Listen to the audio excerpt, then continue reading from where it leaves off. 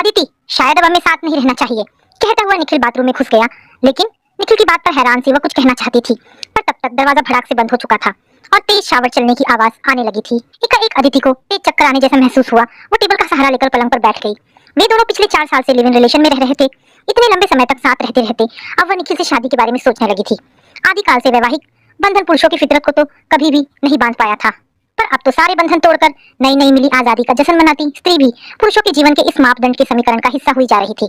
अदिति भी बहुत खुशी से इस आजादी का जश्न मनाकर सभी तथाकथित पारंपरिक मान्यताओं को तोड़, माँ बाप की सलाह को दरकिनार कर, नाते रिश्तेदारों व समाज की परवाह न कर, अपनी आर्थिक आजादी को अपनी शारीरिक व वैचारिक आजादी में पिछले 4 साल से तब्दील करने के लिए तत्पर थी। लेकिन फिर क्या हुआ? पिछले कुछ समय से वह इस आजादी से थकने क्यों लगी है? बिन बंधन की आजादी सम्मोहन क्यों नहीं लग रही है? क्यों कोई उलझन को उसने इतने सालों से निर्बाध चलते कदमों को अब ठीक करने के लिए मजबूर करने लगी है? पिछले साल में वह 2 बार गर्भपात करवा चुकी थी, लेकिन अब तीसरी बार ना जाने क्यों वह यह बात निखिल से छिपा गई। जब चौथा महीना शुरू हो गया तो निखिल को भी उसके शरीर में आए बदलाव का एहसास होने लगा। क्या कुछ ऐसा है जो तुमने मुझे नहीं बताया? एक दिन निखिल पूछ बैठा। उत्तर में वह चुप हो गई। लेकिन क्यों क्यों किया तुमने ऐसा अदिति? कैसे पालोगी इस बच्चे को अकेले? निखिल अकस्मात गुस्से में चिल्ला पड़ा। अकेले क्यों? हम दोनों का है तो हम दोनों ही पालेंगे। हम लिव इन रिलेशन में रह रहे हैं और मेरी समझ से तुम्हें इसका मतलब समझाने की जरूरत नहीं। निखिल गुस्से से खींचकर बोला। हम 4 साल से साथ रह रहे हैं, अब हमें शादी कर लेनी चाहिए निखिल। और फिर भी शांत रही। पर मुझे शादी नहीं करनी है। लिव इन रिलेशन में रहना शुरू करने से पहले ऐसी कोई शर्त तो नहीं थी हमारे बीच। निखिल ने उन दोनों के रिश्ते को पल भर में ही सच्चाई के कठोर धरातल पर पटक दिया। लेकिन निखिल, जो बच्चा हमारे बीच आ रहा है वो है तो हमारा ही। निखिल की गुस्से को देखकर भरसक अपने आवाज को नरम बनाकर बोली, मुझे इस बच्चे से कोई लेना देना नहीं। ये तुम्हारा फैसला है। मेरे लिए सिर्फ भावुकता व उत्तेजनावश की गई कुछ कमजोर क्षणों का नतीजा है बस। तटस्थ व कठोर स्वर में अपनी बात कह निखिल मुंह फेर कर सो गया और वह निशब्द हल्की रोशनी में कमरे में नजर आ रहे सायों पर नजर गड़ाए अपनी भूतकाल में की गई गलतियों के सायों से गड़मड़ाती भविष्य की तस्वीर से भयभीत हुई बैठी रह गई। अब क्या है जीवन? इसके आगे कानूनन उसका कोई अधिकार नहीं है निखिल पर। और अगर इस बच्चे का अधिकार हो भी तो क्या इतना सरल है साबित करना? इसमें उसकी सामाजिक, आर्थिक, मानसिक, शारीरिक स्थिति कितनी चरमरा जाएगी ये वो अच्छी तरह से जानती थी। पिछले कुछ समय से उन दोनों के बीच आने वाला बच्चा भयंकर मतभेद का कारण बन चुका था और आज उसकी परिणति निखिल के इस एक वाक्य में कहे फैसले ने कर दी थी कि शायद अब हमें एक साथ नहीं रहना चाहिए। लिव इन रिलेशन के रिश्ते का परिणाम इतना भयंकर हो सकता है, पर ये सच है। इसके लिए वह खुद को मानसिक रूप से तैयार करने लगी थी। अपनी शक्ति को निखिल से लड़ने में खर्च करने के बजाय वह आगामी भविष्य पर अकस्मात लिख दी गई कठिन इबारत को पढ़ने का आशय अपने अंदर संजोने की पुरजोर कोशिश कर रही थी। वह बहुत देर तक सोचती रही, कुछ फैसले लिए, कुछ फोन किए और फिर दूसरे कमरे में जाकर सो गई। सुबह का नाश्ता निखिल बनाता था, डिनर की तैयारी अदिति करती थी। सुबह निखिल किचन में बिजी था कि अदिति अपना बैग और सूटकेस लेकर दूसरे कमरे से तैयार होकर बाहर निकली। टेबल पर नाश्ता रखते निखिल के चेहरे पर कई प्रश्न एक साथ लक्षित हो गए। तुम सही कहते हो निखिल, शायद अब हमें साथ नहीं रहना चाहिए। निखिल के चेहरे पर टंगे प्रश्नों को दरकिनार कर अदिति बिना किसी लाग लपेट के बोली। लेकिन मेरा मतलब? अपनी उम्मीद के विपरीत अदिति का रुख देखकर निखिल चौंक गया। मैं अपनी बचपन की दोस्त छवि के साथ शिफ्ट हो रही हूँ। मतलब कि तुम्हें शिफ्ट होना मंजूर है पर अबॉर्शन करवाना नहीं? निखिल व्यंग्य स्वर में बोला। मुझे अबॉर्शन करवाना है या नहीं ये फैसला तुम नहीं मैं करूंगी निखिल। हम दोनों लिव इन में रहे, ये दोनों का फैसला था। कुदरत ने बच्चे पैदा करने की पूरी जिम्मेदारी औरत के शरीर को दी है, जबकि इस स्थिति को उत्पन्न करने के लिए दोनों बराबर के जिम्मेदार होते हैं। तुम्हारे लिए कुछ कमजोर छड़ों की भूल भर है, पर मैं पूछना चाहती हूँ निखिल कि क्या तुम भी किन्हीं कमजोर छड़ों की भूल का नतीजा हो? और अगर नहीं तो यह बच्चा हम दोनों के प्यार की निशानी क्यों नहीं है? मुझे चौथा महीना पूरा होने वाला है।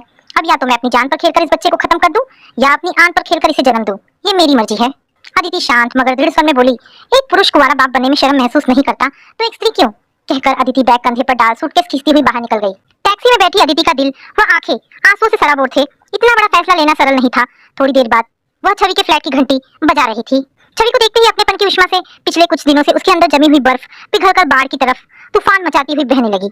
छवि बहुत देर तक उसे गले लगाए पीठ सहलाते हुए आश्वासन देती रही। बस अदिति, आज रो ले, आज के बाद एक भी आंसू नहीं। जब लिव इन रिलेशन की व्यवस्था को स्वीकार करने की हिम्मत एक लड़की करती है, पुरुष की ही तरह परिणाम के लिए उसे भी मानसिक रूप से तैयार रहना चाहिए। हालांकि मां बनना स्त्री के जीवन की कमजोर कड़ी है, जबकि पुरुष स्वच्छंद होकर भंवरा बना फिरता है। निखिल भी किसी न किसी दिन शादी कर ही लेगा, भले ही जीवन में आने वाली उसकी वह लाइफ पार्टनर इससे पहले किसी की लिव इन पार्टनर रह चुकी हो। पर जिस लड़की के साथ 4 साल रहा, जब उसके साथ जिंदगी बिताने की बात नहीं सोच पाया, तो किसी नए के साथ जो अपने स्याह अतीत की दुविधा को भी साथ लेकर आएगी, कैसे निभा पाएगा? तू बैठ, मैं चाय बनाकर लाती हूँ। छवि जाकर 2 कप चाय बनाकर ले आई। अब बता, क्या करना चाहती है? निखिल से इस बच्चे का अधिकार पाने के लिए कानून की किताबों को खंगालना या अकेली मां बनकर एक नई राह तलाशना? कौन सा रास्ता खुशी देगा? ये भविष्य की बात है, पर इतना जानती हूँ कि किसी इंसान से लड़ने से अच्छा है परिस्थितियों के खिलाफ लड़ना। जीत गई तो तुझे सुकून मिलेगा, इंसान से जीत कर भी सुकून नहीं मिलेगा।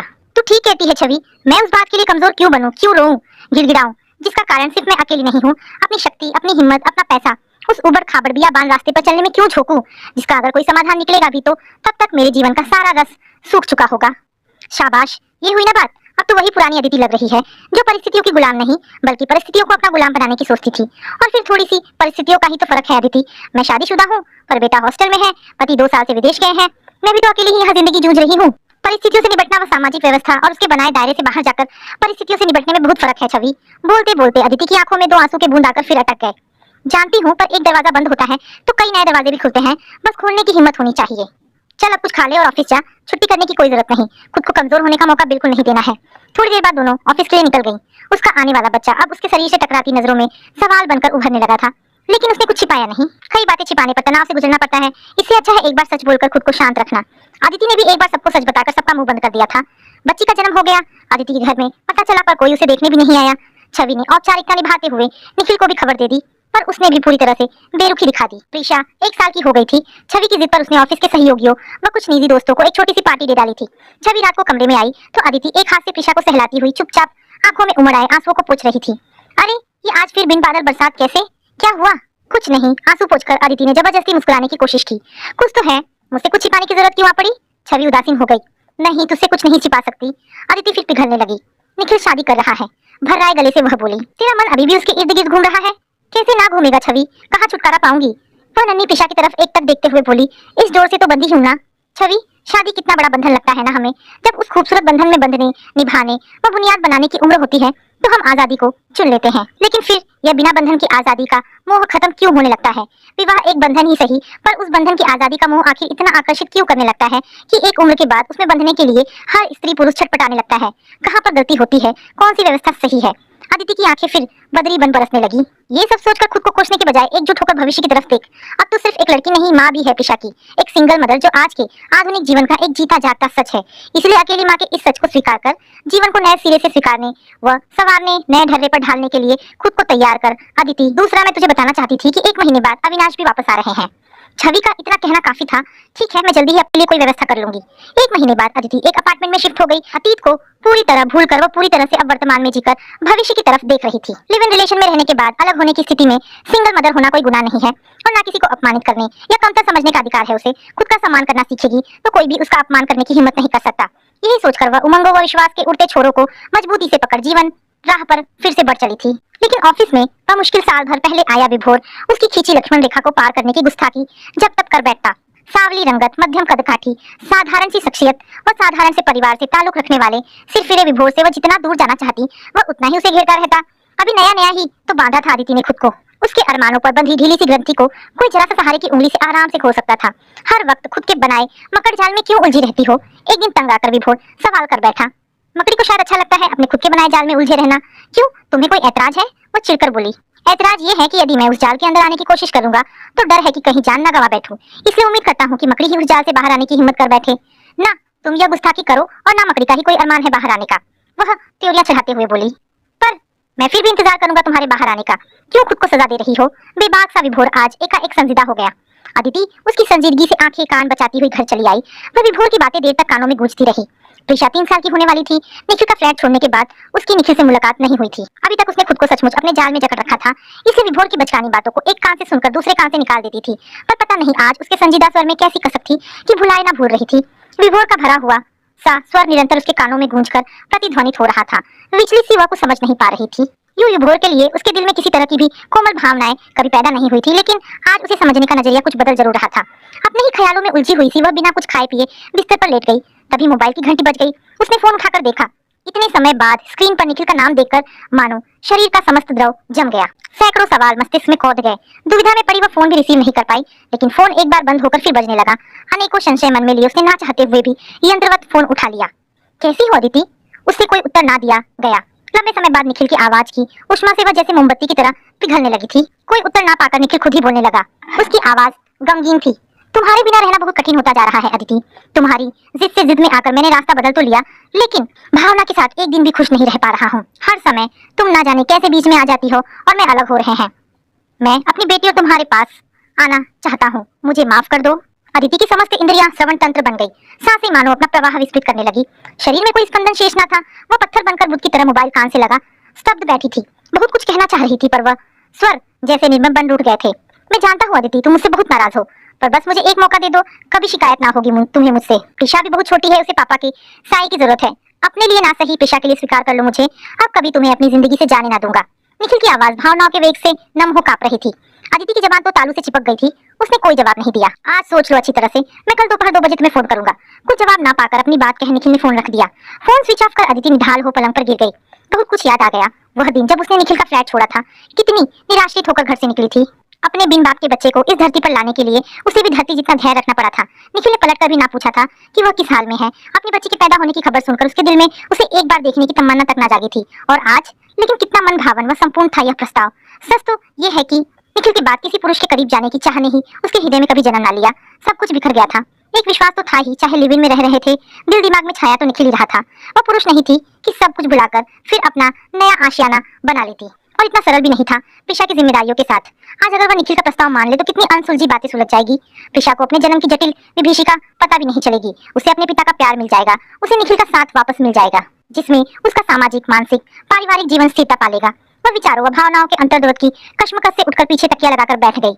लेकिन क्या जवाब देगी अपने अंदर की अदिति को, उस औरत को जिसे कोख में दोनों की गलती कहे या प्यार का फल अकेले लेकर घर से निकलना पड़ा था। और शारीरिक शोषण भले ही ना हो, लेकिन क्या जवाब है उस मानसिक शोषण का निखिल के पास, जिसका फल स्वाभाविक व कुदरती होकर भी सिर्फ उसे ही भुगतना पड़ा था। निखिल उसकी जिद के कारण जिद में आया तो उसने रास्ता बदल लिया। उसका अपनी बेटी के पास वापस आने का मन किया तो पत्नी से नहीं बनी। आखिर कौन सा स्वर्ग पाने की खुशी में रास्ता बदल गया था निखिल। तब बेटी के प्रति कोई मोह ना जागा। दोनों के कर्मों की सजा उसे अकेले भुगतती। पारिवारिक, सामाजिक और मानसिक तौर पर भी खुद को तैयार भी कर लिया था। अब भविष्य में प्रिशा के सवालों के जवाब देने के लिए इन सबके बीच निखिल कहाँ था। बहुत देर हल्के अंधेरे में बैठी विचारों के सागर में गोते लगाती रही। उसकी तंद्रा तब भग हुई जब अलार्म घड़ी ने बजकर सुबह होने की सूचना दी। चौंक कर उसने घड़ी की तरफ देखा। सुबह हो गई थी।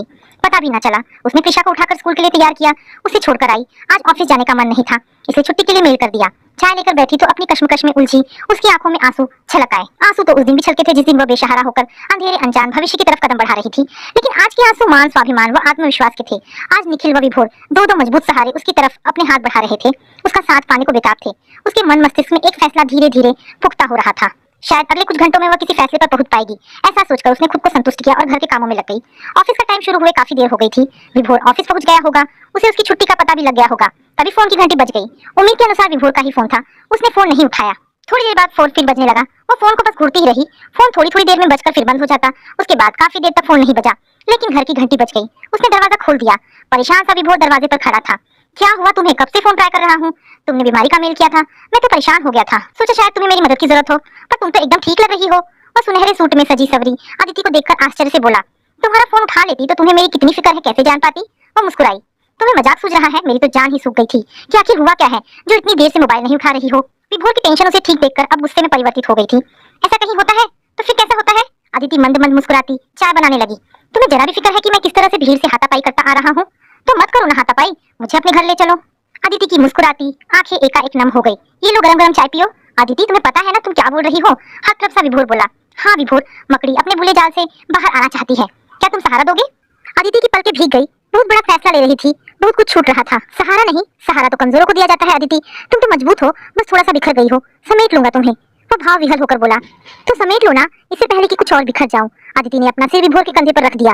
विभोर ने परम संतुष्टि, विश्वास व खुशी से अदिति को बाहों में समेट लिया। दोनों की धड़कनें एक हो रही थी। घड़ी में 2 बज रहा था और मोबाइल बज बज कर तूफान खड़ा कर रहा था।